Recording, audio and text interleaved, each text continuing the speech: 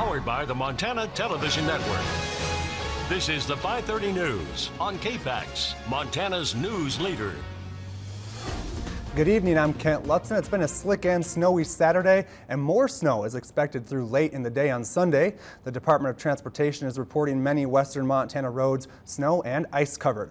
But with the very latest, let's go to meteorologist Russ Thomas with his first forecast. Russ. Yeah, it's been slick since last night with that initial snowfall that came down. It continues as we head into the daytime hours today, tonight, and again tomorrow. Let's show you what we're looking at. Winter storm warning through 5 p.m. tomorrow, issued by the National Weather Service. Now, really varies here depending on location. If you are south of Stevensville, odds are looking more like maybe 3-4 inches at most. Missoula, kind of in that middle range. Once the snow switches back over from the kind of wet mix we're seeing right now, could see 6, 7, 8 inches, maybe even more. Flathead, Mission Valley, 8 to 14 inches. Wind's going to pick up if it already hasn't in your area. Very cold temperatures moving in, and we'll have more coming up.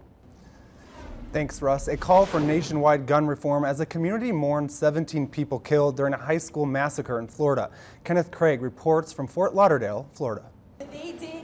Hundreds took to the steps of a federal courthouse Saturday demanding change in national gun laws after a gunman went on a deadly shooting rampage at Marjorie Stoneman Douglas High School in Parkland. The tragedy is still surreal for students like Delaney Tarr. Our lives have changed from this point on, that there's no going back to the way things used to be. This community is vowing to honor the memories of the victims by calling on lawmakers to take action. If all our government and president can do is send thoughts and prayers, then it's time for victims to be the change that we need to see. Many of these demonstrators are calling for a ban on assault weapons, including the AR-15, the weapon Nicholas Cruz allegedly used to carry out the massacre. They belong with the Army or military action. They do not belong in the regular citizens' hands. There's no reason for it. There's a lot of pissed off moms, and I think a lot of pissed off moms have a lot of power. Investigators say Cruz confessed to killing 17 people. The 19-year-old's lawyer says Cruz will plead guilty to the crimes if prosecutors take the death penalty off the table. But the state attorney's office hasn't announced its position yet. Meanwhile, friends and family are saying their final goodbyes to another victim, Joaquin Oliver. The Venezuelan-born teen had just become a U.S. citizen last year. Kenneth Craig, CBS News, Fort Lauderdale, Florida. The Florida State's attorney said an announcement on its formal position will be made at the appropriate time. In the wake of the deadly school shooting in Florida, a Butte man remembers a time when he survived a school shooting at a rural high school more than 30 years ago. MTN's John Amy talks to the survivor of this tragic school shooting at Fergus High School. In 1986, Rob McLean was 16 years old and in the library of Fergus High School working on a book report. We heard a loud, crash. And it was a new school, so it didn't have any carpeting down or anything like that. It was all cement floors. So it sounded like somebody dropped a book, a heavy book, on the cement surface. It wasn't a book. When they heard the second loud bang moments later, the students, teachers, and staff would soon learn this small rural high school in Lewistown, Montana, would be the site of a deadly school shooting. We heard somebody in the distance say, "He's got a gun," and it was how they said it. It was like, it sounded real. It wasn't like somebody screwing around, It was a different tone that I hadn't heard before, They really meant it. And once everybody heard that, it was like, oh my God, what do? We just didn't know what to do. The librarian quickly ordered the children to hide. Rob took cover behind a bookshelf, terrified. Thump, thump, thump, thump, thump, thump, thump. I mean, my heart was going and my brain was going a million miles an hour too. And I mean, I'm looking over here at my friend and looking over here at my other friend, and they're like behind some other bookshelf in the corner or something and thinking, what's going to happen, 14-year-old Christopher Hans had just shot and killed a substitute teacher and shot and seriously wounded the vice principal. He fired several more shots before fleeing the school. One of Rob's classmates was shot in the foot. In the other half of English class was in class. Our half of English class was in the library doing our book reports. I could have easily have gotten a bullet, easily.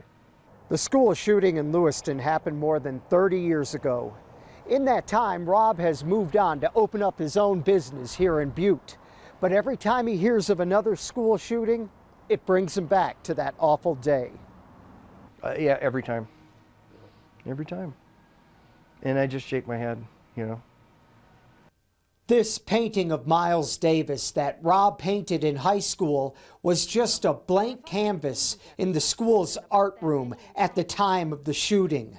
The wounded vice principal was brought to that room by the art teacher to administer first aid. It wasn't until years later that he said, hey, we put the vice principal on top of your painting. And he painted over it, the blood.